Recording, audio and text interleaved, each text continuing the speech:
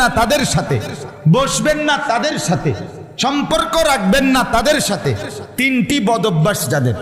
এক, মান আগফালনা কলবাহু আন যিকরিনা, যার অন্তর আমি আল্লাহর জিকির, আমার স্মরণ থেকে খালি।